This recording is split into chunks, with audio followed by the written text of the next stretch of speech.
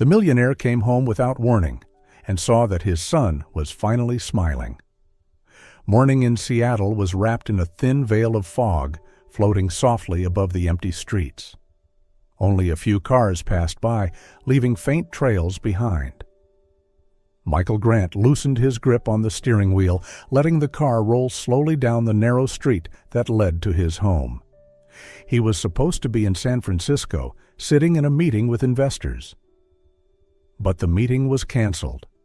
A short text at 6 o'clock in the morning. "Sorry, Michael, I'm sick. Let's reschedule."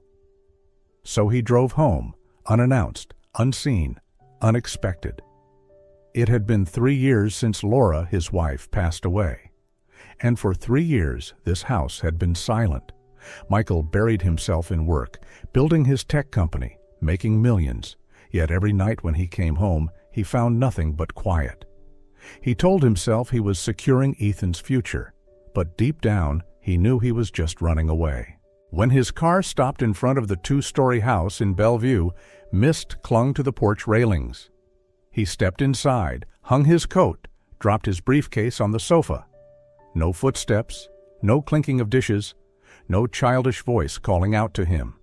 Only the faint scent of toasted bread. Maybe he's still asleep, he thought.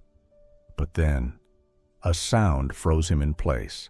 Laughter, not polite, not nervous, but full, bright, unstoppable laughter. Ethan's laughter. Michael's heart thudded.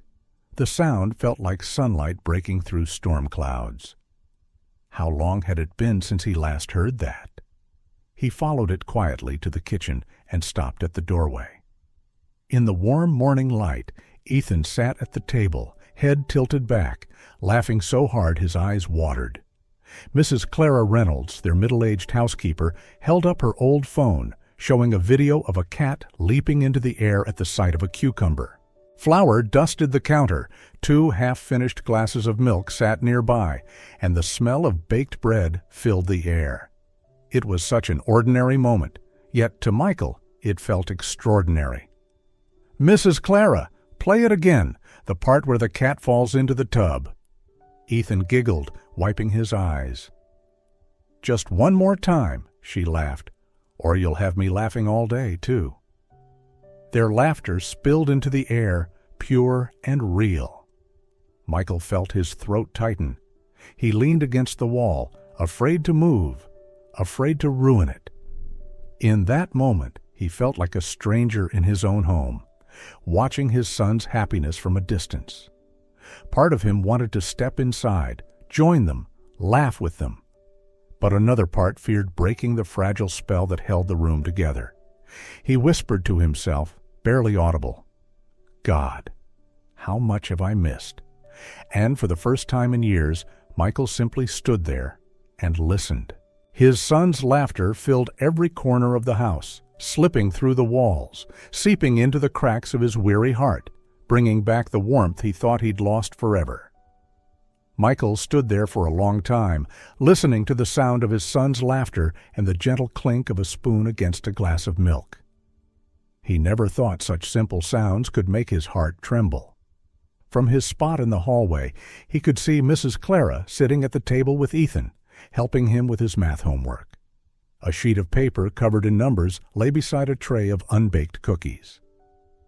"So, if you have 8 cookies and share them with 2 people," Clara asked softly, "how many does each get?"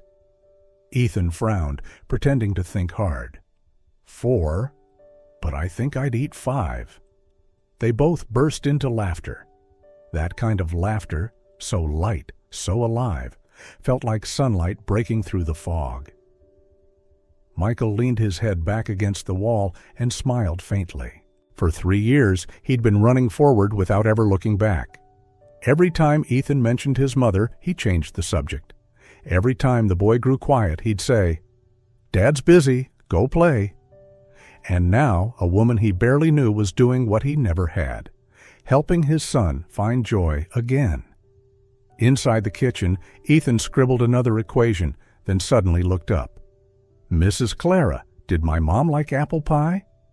"She did," Clara replied. "She made the best pies, didn't she?" Ethan nodded. His voice dropped. I miss her, but I don't tell Dad. He gets sad when I talk about her. Clara rested her hand gently on his shoulder. Sweetheart, sometimes grown-ups don't avoid things because they forget. They avoid them because they're afraid they can't handle the pain. But if you keep that pain inside, it only grows bigger. Ethan stayed quiet for a moment, then smiled faintly, as if something inside him had just been set free. Michael froze. Each of Clara's words landed on him like truth, too long ignored. Shame washed over him. He had thought silence would protect his son, but now he saw his silence was the very thing that had made the boy feel alone. Sunlight spilled through the window, brushing Ethan's face. He looked peaceful, lighter somehow, and in Clara's gentle expression, Michael saw something deeper, a tenderness that carried its own scars, as if she too had lost someone she loved. When Ethan ran upstairs, Michael finally stepped out from the shadows. Clara turned, surprised, then smiled. Mr. Grant, I didn't know you were home. I wasn't supposed to be, he said quietly. I just needed a quiet morning. Well, she chuckled, doesn't seem so quiet now, does it?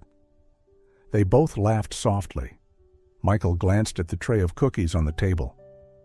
He laughed again, he murmured. He's a good kid, Clara said gently. He just needs someone to listen. Her words struck him deeper than she could know. He nodded slowly. Thank you, Clara. Really? Don't thank me, she said, shaking her head. I'm just doing what any mother would do. Michael stood still, looking at her. In her eyes, he saw something hauntingly familiar, the same warmth Laura used to have when she looked at their son. That day, Michael never returned to the office. He sat in his car for a long while, staring up at Ethan's window on the second floor, where a small melody from his radio drifted into the morning air. And for the first time in 3 years, he didn't feel empty anymore. That afternoon, as the sunlight stretched across the yard, Michael sat in his car, parked in front of the house. Inside the quiet cabin, the ticking of the clock sounded steady like a heartbeat. He looked up at the second-floor window, Ethan's room. Sometimes he could see the boy's shadow moving behind the white curtain. A faint breeze carried the smell of apple pie from the kitchen. That scent pulled him backward in time, Laura in her striped apron, hair tied up, turning to smile at him, holding out a spoonful of filling. Taste this, tell me if it's sweet enough. Michael closed his eyes, breathing in deeply. It had been so long since he allowed himself to remember. When he opened them again, Mrs. Clara was standing by the front door, looking out at him, her face kind but curious. Mr. Grant, are you all right? She asked softly. I'm fine, he said. Just feels strange being home in the afternoon. She smiled. Strange can be good sometimes. Your boy's been asking when you'll be back. He blinked. He asked. He did. And when I told him you might stay home today? He smiled, she said gently. You should go in. Michael stepped inside slowly, as if crossing into a world both familiar and new. The late sunlight poured through the windows, painting the walls gold. At the table, Ethan was drawing, a picture of 2 people baking by a window. When he heard footsteps, he looked up. Hey, Dad. Hey, buddy, Michael replied. For a few seconds, neither of them spoke. The silence wasn't heavy this time, just quiet, like the calm after a storm. Michael glanced at the drawing. That's a nice picture. Who's that? It's me and Mom, Ethan said softly. But today I think I'll add you too, if you want. Something caught in Michael's chest. He smiled through the sting in his eyes. I'd love that, he whispered. Ethan handed him the pencil. Then draw, Dad. Michael sat beside his son, the pencil trembling slightly in his hand. He had never done this before, never just sat still long enough to share a small, simple moment. Where should I be? He asked. Here, Ethan pointed to an empty space in the drawing. "Next to Mom, so you're not far away anymore." Michael smiled, blinking fast. He drew a tall figure standing in the soft light of the window. His hand shook, but the line was steady enough. When they finished, Ethan looked at the picture and whispered, "Now it looks like a real family." Michael swallowed hard, placing a hand on his son's shoulder. "It is a real family, Ethan," he said quietly. "I just forgot how to see it." They sat in silence. Sunlight glowed on the boy's hair, golden and warm, the same light Laura once called the sunshine that belongs to our boy. From the kitchen drifted the sweet scent of baked apples. Michael spoke softly, as if making a vow. "From now on, I'm coming home earlier. I want to eat pie with you. I want to hear you laugh every day." Ethan didn't say a word. He just nodded, resting his head on his father's shoulder. They stayed like that, in the quiet golden light, while the world outside seemed to pause, listening to the fragile, tender silence between them. The afternoon light still lingered on the curtains as Michael sat by the table, staring at Ethan's drawing, now dry. In the picture, he stood between Laura and their son, the three of them smiling beneath the window's golden glow. The light looked real, warm enough that he almost felt Laura's breath around him. Ethan had gone to bed, but Michael stayed, his hand resting on the paper as he whispered, "I'm sorry, Laura. I left him alone for too long." The next morning, rain fell gently over Seattle, tapping softly against the roof. Michael woke earlier than usual, brewed coffee, and sat by the window watching the drizzle streak down the glass. The house was quiet but no longer cold. From upstairs came the small, sleepy footsteps of a boy. Ethan stumbled into the kitchen, hair messy, wearing an oversized t-shirt. "Wow, Dad, you're up early. Not going to work?" Michael smiled. "Not today. I've got a different plan." Ethan tilted his head, curious, eyes bright. Clara walked in from the garden, carrying a basket of apples, wet with rain. "Your coffee's getting cold, Mr. Grant," she said kindly. "That's all right," he replied, still looking at his son. "I was just thinking. Maybe it's time to start over." That morning unfolded differently. No ringing phones, no endless meetings, just quiet laughter and the sound of rain. After dropping Ethan off at school, Michael sat down at his desk, staring at his packed schedule. One by one, he deleted the meetings. Each click felt like cutting another invisible chain that had bound him for years. When he reached executive meeting, 10 o'clock in the morning, he hesitated, then pressed cancel. His phone rang. Ben, his COO. "Michael, where the hell are you? We're waiting in the boardroom." "I'm not coming in," Michael said calmly. "You're not? Michael, this is the biggest deal of the year." "I know," he said softly, glancing at the rain outside. "But I've missed too many things that matter. I'm not missing them anymore." Silence. Then Ben said quietly, "Sounds like you found something more important than work." Michael smiled. "Yeah? My son?" That afternoon, he drove to Ethan's school. When the boy stepped outside and saw him standing under the awning, his eyes widened. "Dad, you came to pick me up?" "I did," Michael said, grinning, "and I think I'll do it more often." Ethan ran over, grabbing his hand. That small, warm hand in his felt like being led home after years of wandering. That evening, dinner was different. The lights were soft, the table warm. Michael asked Clara to sit with them. "Mrs. Clara," he began quietly, "I wanted to thank you." She shook her head, smiling. "No need to thank me, Mr. Grant. I'm just doing my job." "No," he said gently. "You've done much more.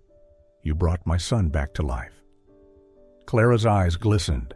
Ethan watched the two adults, not understanding everything, but feeling the warmth filling the room. Later that night, Michael wrote an email to his entire company. "From today, I'll end my workday at 6 o'clock in the evening. Not because I'm tired, but because I want to live. I want to be with the person for whom I started all of this. If our company is truly strong, it will stand without me every minute. But if I keep missing from my son's life, I'll lose everything." When he hit send, he looked at the clock. 6 o'clock sharp. For the first time in years, he closed his laptop, walked upstairs, and heard his son's laughter spill from behind the door. He smiled. Maybe life was finally beginning again. The days that followed moved slower, but somehow felt fuller. The house that had once been silent now echoed with footsteps, laughter, and the smell of baked pies. Every morning, Michael brewed coffee while Ethan sat beside him, reading funny headlines or talking about his dreams. Clara always appeared right on time, carrying a basket of apples and saying her usual line, "Shall we bake again today?" They would laugh as if that small ritual was a sacred way to begin a good day. Michael no longer drowned himself in work. He still ran the company, but from afar. Meetings became shorter, business trips fewer. He kept the office door open, letting light and life in.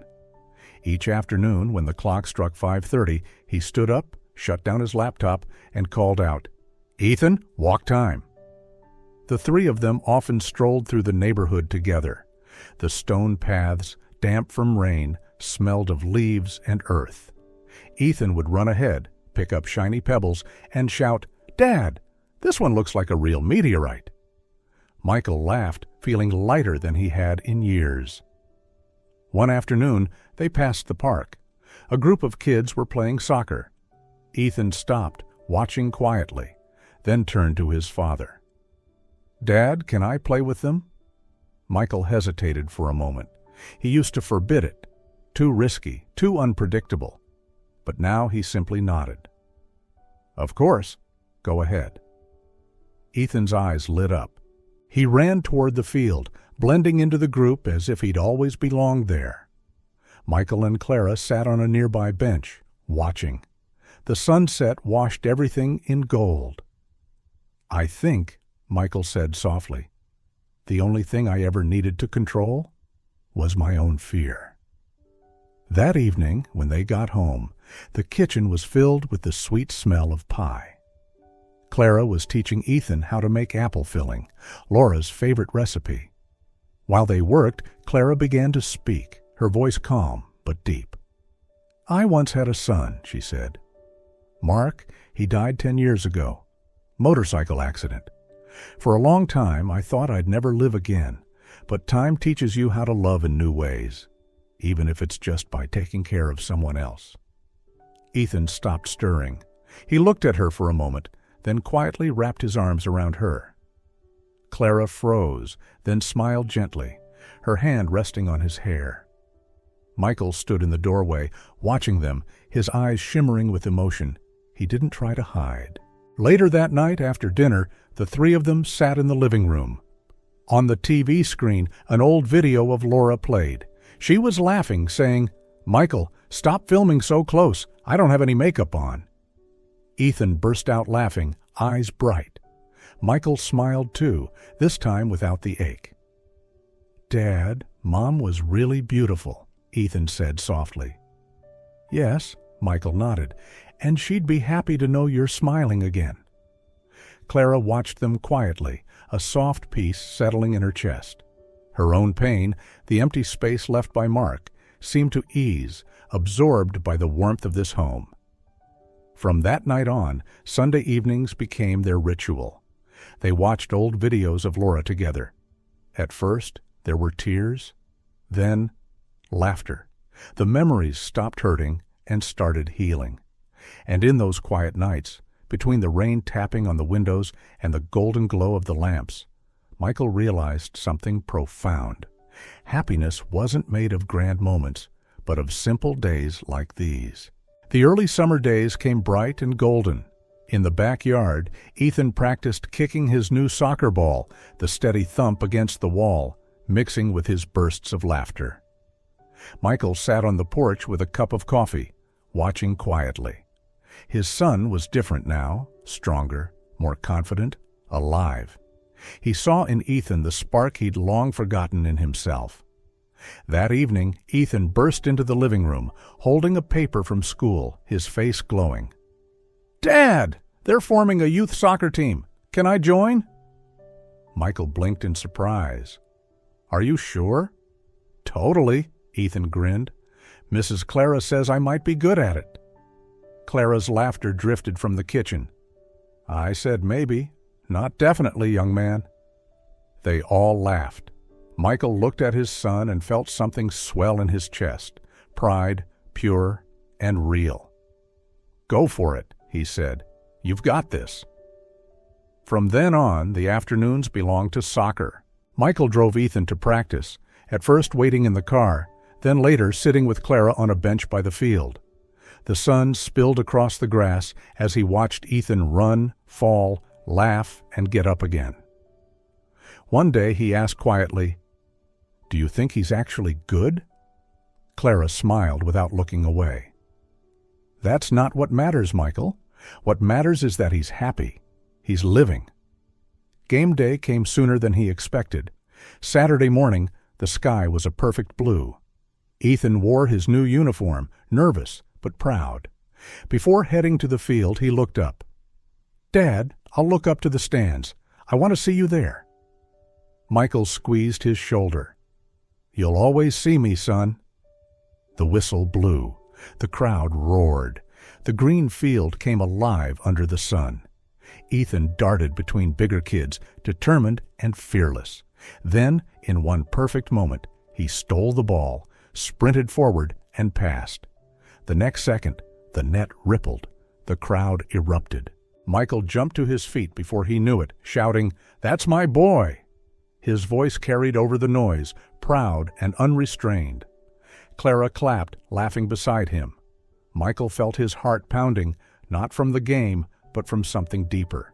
It was the feeling of being present, of truly belonging. When the match ended, Ethan came running toward him, sweat-soaked and breathless. "Dad, did you see that pass?" Michael bent down, grinning wide. "I saw everything, and I promise I won't miss another game." Ethan threw his arms around his father, laughing through his exhaustion.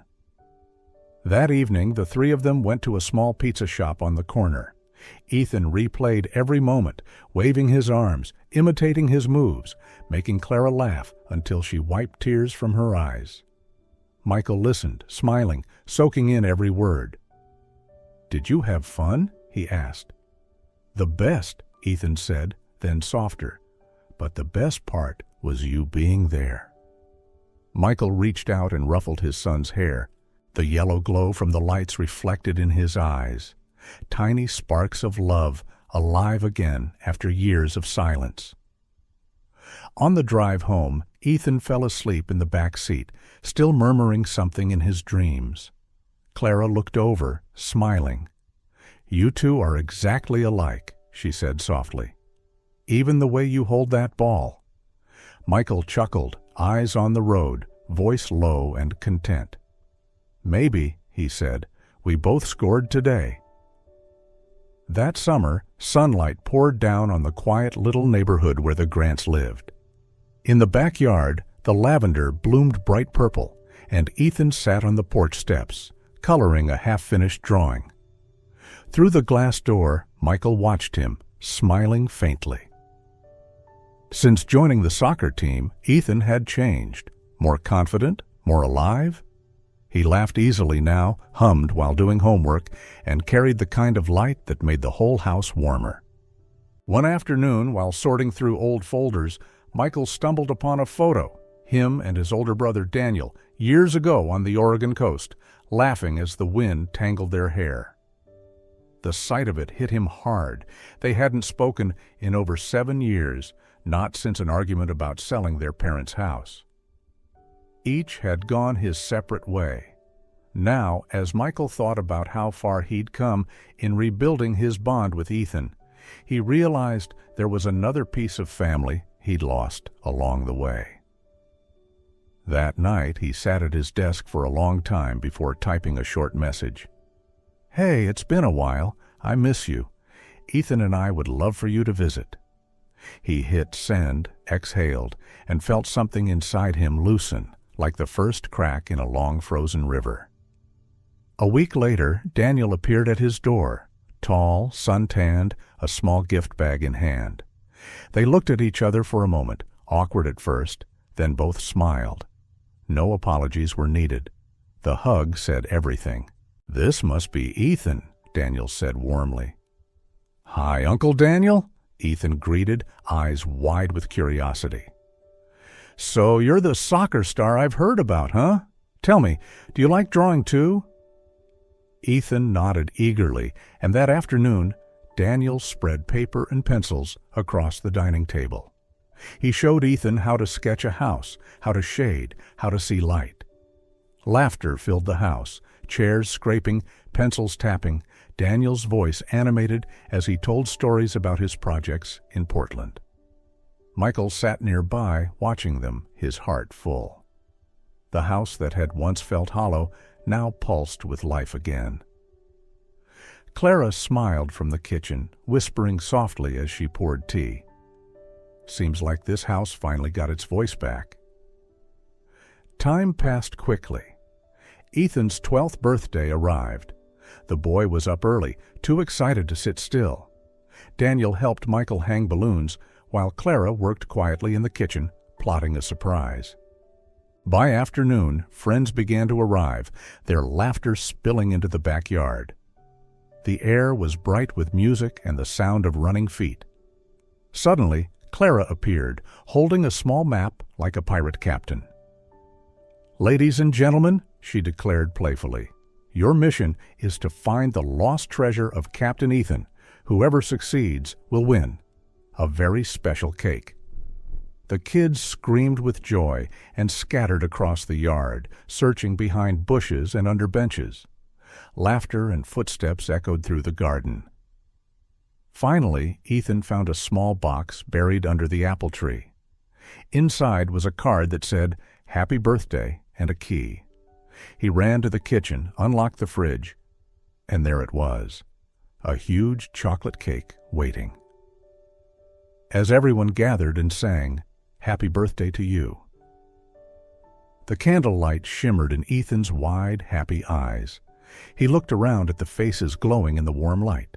Michael, Clara, Daniel, all smiling back at him. "Thank you," he said softly. "This is the best birthday ever." Michael felt his throat tighten.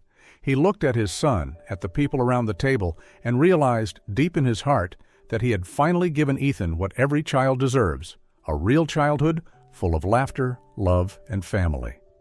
Snow drifted softly over the rooftops that afternoon, the last light of winter settling gently through the windows. Ethan hummed as he hung string lights on the Christmas tree, his laughter mingling with the faint crackle of the fireplace. In the kitchen, Clara stirred a pot of spiced apples, the warm scent of cinnamon and butter filling every corner of the house. Michael stood by the doorway, arms crossed, simply watching. For a moment, time seemed to pause. The once cold house now glowed with life, voices, laughter, and the rhythm of home. At the dining table, Daniel folded napkins, while Aunt Agnes, Clara's elderly aunt, sat in her chair, telling stories about her youth in Maine. Ethan listened with wide eyes, chuckling at her mischievous tales. Michael realized then that this simple sharing of stories was what his son had been missing all along. Not just words from books or screens, but voices filled with warmth and love. When the clock struck 7, they gathered around the table. The meal wasn't fancy: roasted chicken, salad, potatoes, and Clara's signature apple pie. But under the soft yellow light, it felt like a feast. "This one helped me peel the apples," Clara said, nodding toward Ethan. "Yeah, and she said I'm good enough to be a real chef." Ethan laughed proudly. Everyone joined in, the room echoing with joy. Michael barely spoke, content just to listen. The laughter, the music, the clinking of glasses, it all blended into a gentle symphony. Across the table, Daniel caught his eye, lifted his glass. no words needed. Their bond had quietly returned, as natural as breathing. When the meal was nearly done, Michael stood, glass in hand. His voice was calm but resonant. "To family," he said, "and to the people who helped us find each other again." The table grew quiet for a heartbeat. His gaze turned to Clara. "If it weren't for you, Clara, Ethan and I would still be lost in the same house." Clara smiled, eyes glistening in the candlelight. "Michael," she said softly, "I just followed my heart. Maybe my son sent me here to help another boy." The room fell silent again, but this time it was a silence filled with emotion. Ethan looked at her, puzzled yet touched. Michael felt his throat tighten. He set his glass down, walked to Clara's side, and said quietly, "If Mark did send you, I think he'd be proud. You gave my son back his smile, and me my life." Clara's lips trembled into a smile. Daniel poured more wine and said with a grin, "I think if Laura were here, she might be jealous. This woman's stolen both their hearts." Laughter erupted, warm and contagious, melting the heaviness into pure joy. Near midnight, they all stepped outside onto the porch. The snow had stopped, leaving the sky a deep velvet black scattered with stars. Then the fireworks began, bursts of color lighting up Seattle's skyline, reflecting in Ethan's bright eyes. He looked up, holding his father's hand tightly. "Dad, this is the best New Year's Eve ever." Michael smiled, his fingers closing around his son's. "It's the best one for me too, son." They stood there together, faces glowing in the colorful light. Daniel laughed behind them, Clara leaned gently against Aunt Agnes, and Ethan rested against his father's side. In that moment, Michael understood. Family wasn't only blood. It was the people who stayed, who loved, who chose to be there through the pain and the healing. As the fireworks faded, the world fell into a hush, broken only by the soft hiss of melting snow. Michael tilted his head back, whispering to the night, "Thank you, Laura, for leading me home." Clara heard him, said nothing, but reached out to touch his arm, her eyes tender with understanding. Inside, the clock began its final countdown. Ethan turned, wrapping his arms around his father. Michael knelt, hugging him tightly. In that embrace, he felt warmth, heartbeat, and everything that made life real again. A new year began, and for them, it wasn't just another year. It was a new life. Spring had come again. The park shimmered under soft sunlight, the apple trees swaying gently in the breeze, their scent sweet and faint in the air. Michael and Clara sat together on the familiar bench, where they often brought Ethan on weekends. In front of them, children chased the ball across the green field, laughter echoing like a melody of joy. Ethan, in his blue uniform, was running faster than anyone, his face bright beneath the sun. Michael watched him, a gentle smile playing on his lips. Leaning back, he said quietly, "I work less now, earn less, but live more." Clara turned to him, her smile kind. "You didn't just change your schedule, Michael. You changed your heart." He chuckled softly, nodding. The sunlight glimmered in his eyes, making them shine. "Maybe you're right. I know this now. When I die, I won't remember the deals I closed or the contracts I signed. I'll remember my son's laughter, the pizza nights, the Sunday mornings when he told me about his dreams." Clara looked at him for a long moment, then nodded. "That's what real living is," she said. "Not perfection, just having someone to walk through the days with." A light breeze passed, carrying the cheers of the kids. Ethan had just scored. He threw his hands in the air and shouted, "Dad, I scored!" Michael laughed, standing up, waving back. "I saw it, champ. That was perfect." Ethan ran around the field, joy bursting from him. Clara smiled, watching. Michael sat again, his gaze soft but steady, his heart full, not with pride, but with gratitude. Gratitude for second chances, for the strength to stay, for the love that never truly left. He spoke quietly, almost to himself, but Clara heard. "Thank you, Laura, for leading me back to him." Clara didn't reply. She just rested her hand on his shoulder, a silent gesture full of warmth and understanding. They sat there for a while, letting the afternoon wrap around them. Birds chirped overhead, the sun flickered through the leaves, and Ethan's laughter floated on the wind, light and pure. As the sun dipped lower, painting the park in shades of gold, Ethan ran toward them, cheeks flushed, hair messy, clutching his soccer ball. "Dad, Miss Clara, I'm starving." Michael laughed, standing up and dusting off his jacket. "Then let's go home, little chef. You pick dinner tonight." Ethan grinned. "Spaghetti and apple pie?" "Perfect," Clara said, laughing. "A meal for champions." The three of them walked down the winding path out of the park.